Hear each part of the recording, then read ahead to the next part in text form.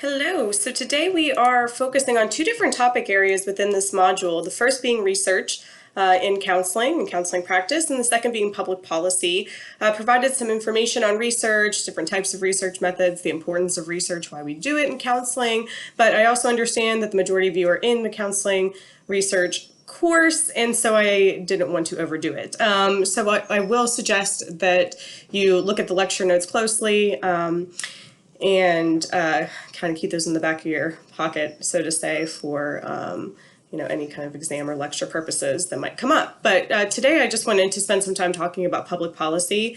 And next week, when we are looking at advocacy and social justice issues, we're going to get into issues that are I should say the next couple of weeks. So in Module 11, we've got cultural and social justice issues, and then Module 12, professional issues and advocacy.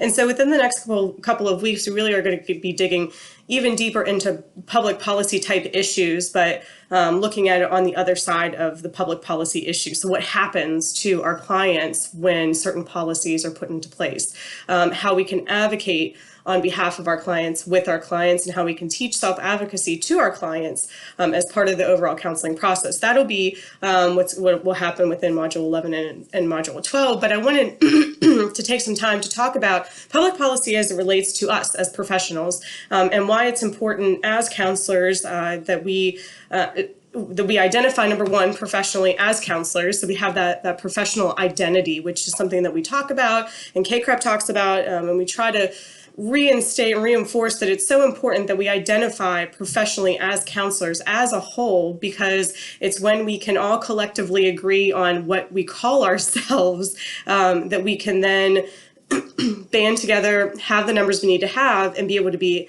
impactful in terms of shaping public policy that will ultimately benefit us and our profession and grow our profession, and on the other side of it, more importantly, benefit the clients that we're serving.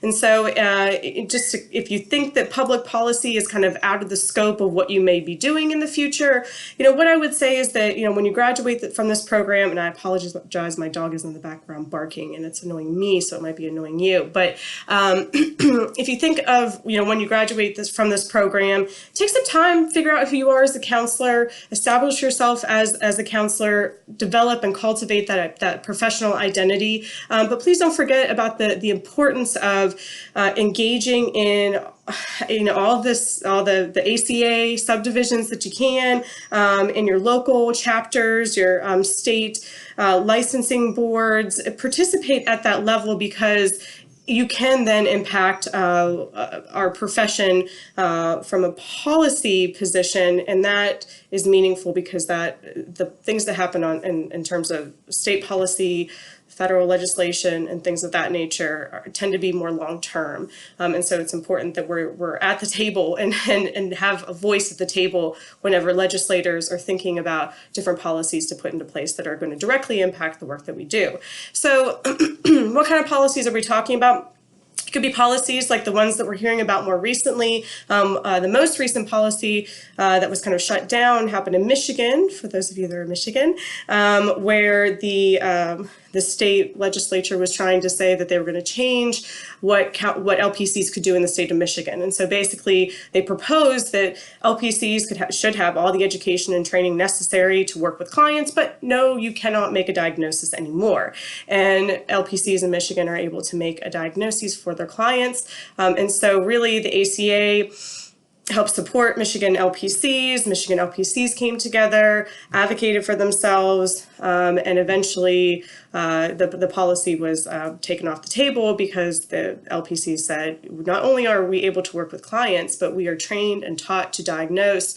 That's part of our educational process, and you will limit the services we can provide to our clients and the way that we provide it if you take that our ability to diagnose away from us. And so that's happening, unfortunately, kind of around the country for whatever reason. We see kind of states that don't have policies in place where LPCs can diagnose, developing policies where now LPCs can diagnose. We've seen states where every other counseling type field, mental health field, psychologists, social workers were able to diagnose, but counselors were left off of the list. And so we've seen advocacy measures taken from LPCs and states to push for them to be added to that list. And then again, for some reason, we've got some states that are saying, no, you should not be able to diagnose whenever LPCs have been diagnosing. So for whatever reason, this issue of being able to diagnose is kind of, I would say, at the forefront of our profession. Another one has to do with education and, what qualifications, educational qualifications should be set as a standard for people that are able to obtain licensure. That's a really important one too. You guys are getting a master's degree for a purpose. Not everybody gets a master's degree for a reason. You're working really, really hard in obtaining these higher credentials, and it's important that you're keeping abreast of all the topics in your state and your legislature, making sure that your state legislature and at the federal level, if that ever comes to it, they acknowledge that, in order to be a licensed counselor, you need to have a master's degree. So that's something that's important too. So with that, I will say that once you graduate, again, take some time, figure out who you are, but make sure to keep it, up to date on the issues that are going on in your state and your local areas, because they can directly impact the work that you do with your clients, and that's important.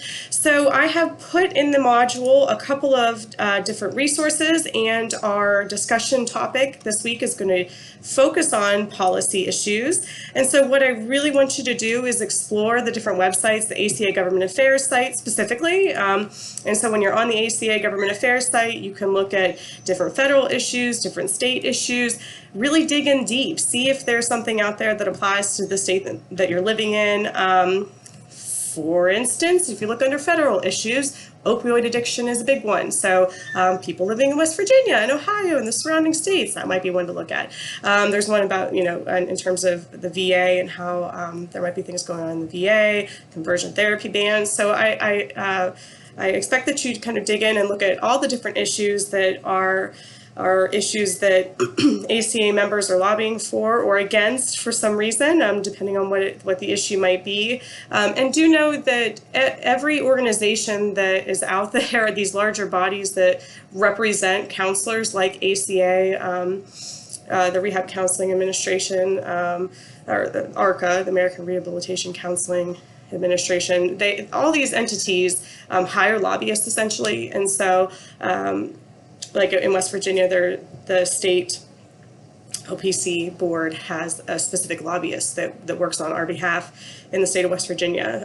And so it's important to know that part, at least, that there's somebody actually out there that's got the political knowledge and know-how and wants to be, in the state capitol building arguing for certain things that we know are right to have in place. But we can do that too. So that's something that we can do as well as counselors. We can actually be there and, whether it's for protesting purposes or just our presence or writing a letter. A lot of times ACA, when you become a member, if you aren't already a member, which you should be, ACA will send out email blasts asking for counselors to write a letter to their state legislative representative, whoever it might be. And what ACA will do, which is really nice, is they'll kind of draft what the letter should say. And so all you have to do is just put your own information in it and send it out to the representative, or they will include a phone number for who you can contact. So all of those things make it really easy to just, again, make our voices heard, which is really important. So with that, I'll leave you guys to do some exploring to see what issues are out there that impact counselors today, and I look forward to hearing what you guys talk about in the discussion board.